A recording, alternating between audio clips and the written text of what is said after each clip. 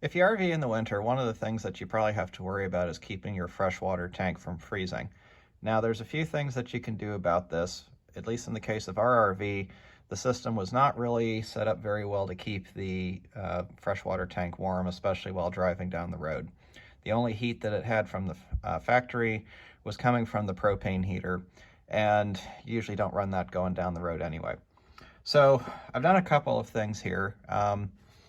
First one is I installed a couple of just stick-on tank heaters, and none of those are very easy to see. I didn't prep for this at all, but there's one here on the freshwater tank, and then I've got them on the gray and the black water tanks.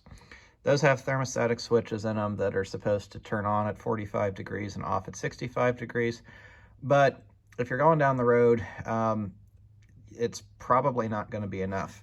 So I added in another feature, and this is a water recirculation setup. So what this does is it takes water from the water heater and then it circulates it through back into the fill for the tank. And I put a little thermostatic switch over here. It is in Celsius, not Fahrenheit, which is why it says 13.1 right there. But essentially it has a sensor that is behind that cover and up against the freshwater tank. So it should have a reasonable reading on the temperature.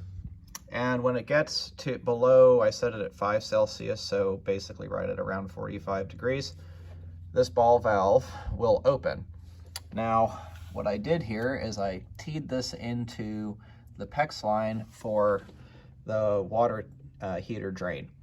So what happens is this ball valve opens up, hot water comes out of the water heater, it goes through this tube, and I specifically chose a small diameter tube to sort of act as a natural orifice.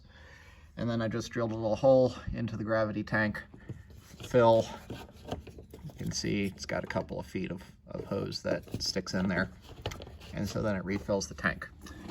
Tested the system, it works well.